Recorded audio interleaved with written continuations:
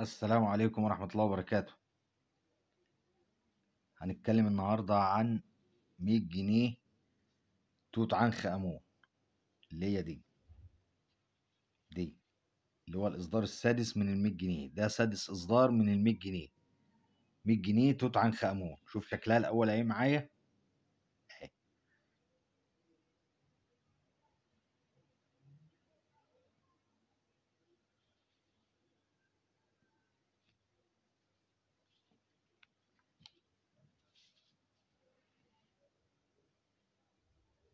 ده الشكل بتاعها. 100 جنيه توت عنخ آمون، الإصدار السادس من ال100 جنيه.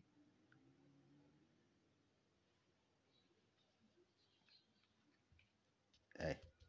طب دي سعرها كام؟ سعر الورقة اللي في إيديا دي، سعر الورقة اللي في إيديا دي على الحالة اللي هي فيها دي بتعمل 200 جنيه. سعرها دلوقتي الورقة اللي أنا بكلمك على الورقة اللي في إيديا دي، الورقة اللي في إيديا دي سعرها 200 جنيه. سعرها 200 جنيه. ليه 200 جنيه؟ عشان هي إيه؟ طبعا إيه؟ حالتها رديئة ومهرية،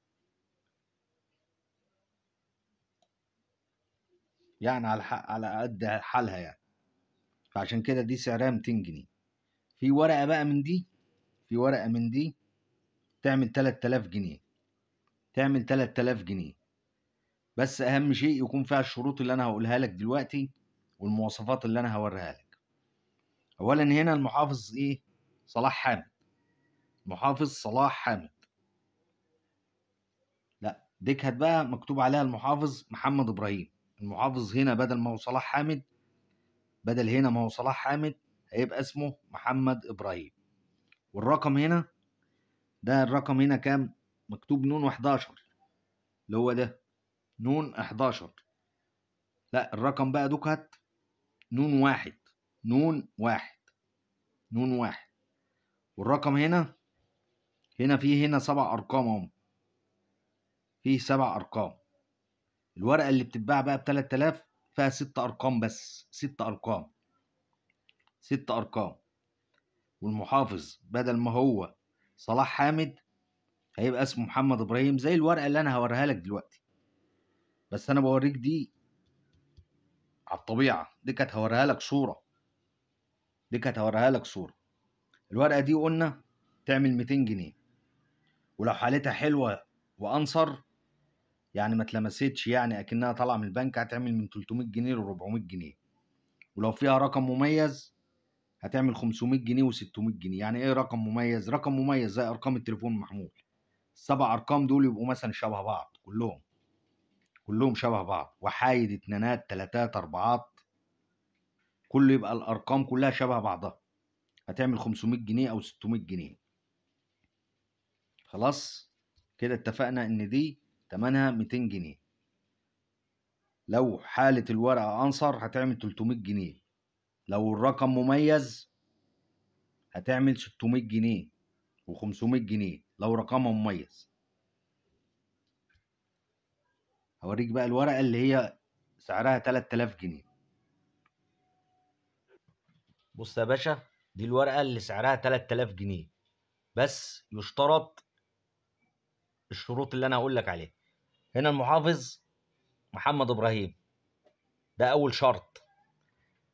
تاني شرط اللي هو مكتوب هنا ايه؟ نون 1، نون 1. طب تالت شرط بقى اللي هي سعرها بقى يجيب ال 3000 جنيه. هنا في 6 ارقام اهم. ال6 ارقام دول لازما عشان تبيعها ب 3000 جنيه لازما اول الشرط ان الخمس ارقام الاولانيين دول يبقوا صفار. الخمس ارقام الاولانيين دول اصفار، يعني 0 0، بدل الستة دي 0، بدل التسعة 0، بدل التلاتة 0، بدل التسعة 0، بدل الخمسة 0. الاتنين دي بقى تطلع 2، تطلع 3، تطلع 4، تطلع 1 لغاية 9. دي تعمل 3000 جنيه. يبقى اهم شيء الخمس ارقام الاولانيين دول، الخمس ارقام الاولانيين يبقوا صفار. والرقم السادس زي ما يطلع 1 2 3 لغايه 9. دي تعمل 3000 جنيه. والمحافظ يكون اسمه محمد ابراهيم، والورقه مكتوب عليها نون 1 اللي هي اول اصدار. اول اصدار من ال 100 جنيه. لكن لو الورقه مكتوب عليها محمد ابراهيم والرقم زي كده، دي سعرها 100 جنيه، سعرها عادي. ال 100 جنيه تساوي 100 جنيه، سعرها 100 جنيه. لكن لو الورقه اللي انا بقول لك عليها مكتوب عليها محمد ابراهيم والخمس ارقام دول اصفار والرقم السادس زي ما يطلع، دي هتعمل 3000 جنيه، ويكون هنا الاصدار نون واحد، رقم البريفكس نون واحد اللي هو اول اصدار من ال100، يبقى نون واحد وهنا 5 اصفار والرقم الاخير زي ما يطلع، دي هتعمل 3000 جنيه. طب انا لو معايا الورقه دي والمواصفات اللي انت بتقول لي عليها ديت، ابيعها فين ب 3000 جنيه؟ هتبيعها يا باشا على موقع اسمه موقع ايباي. موقع ايباي ده هتحط عليه العمله بتاعتك وتعرض عليه العمله، وهتبيعها وهتبيعها بال 3000 جنيه اللي انا قلت لك عليهم. في حاجات تانية برضه هقول لك عليها.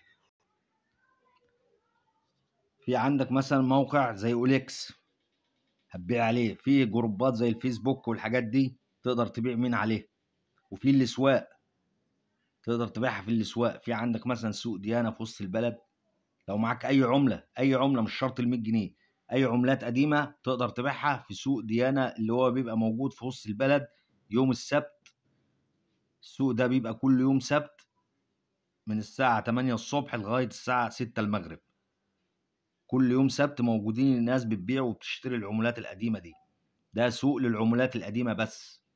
معاك عمله قديمه عاوز تبيعها، عاوز تشتري عملات قديمه، موجوده في السوق دي، في السوق ده. كمان في سوق في خان الخليلي برضه، سوق خان الخليلي موجود برضه، الناس بتبيع وتشتري العملات فيه.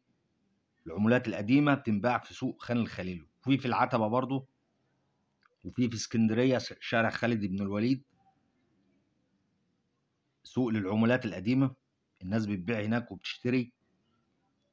ده لو انت مش عاوز تعرض على مواقع والاسواق دي قريبه منك، ممكن انت تروح الاسواق دي وتبيع وتشتري هناك العملات القديمه اللي هي مطلوبه. اهم شيء يكون العمله حالتها جديده، تكون العمله حالتها كويسه وما فيهاش قطع ومش متنيه والكلام ده كله. العمله ما تكونش متنيه زي دي كده، ما تكونش متنيه، تكون العمله مفروده مفروده، والعمله تكون حالتها كويسه. اهم شيء ما يكونش فيه قطع، ما فيش شخبطه، ما فيش كتابه، الحاجات دي كلها. كل ده يرفع سعر العمله معاك، كل ده يرفع سعر العمله معاك. طول ما العمله جديده سعرها بيرفع معاك. اما لو العمله مثلا زي اللي في ايديا دي كده تعبانه كده، طبعا سعرها بيقل، سعرها بينزل. طول ما العمله جديده معاك سعرها طبعا بيعلى. يبقى انت لو معاك ورقه زي اللي انا قلت لك عليها دي، زي دي كده بس المحافظ محمد ابراهيم ومكتوب نون واحد والخمس ارقام الاولانيين اصفار والرقم السادس زي ما يكون، دي تبيعها ب 3000 جنيه زي ما انا قلت لك. واماكن البيع انا قلت لك عليها. لو عجبك الفيديو اعمل لايك للفيديو واعمل اشتراك في القناه، واستنونا في فيديوهات تانية. والسلام عليكم ورحمة الله وبركاته.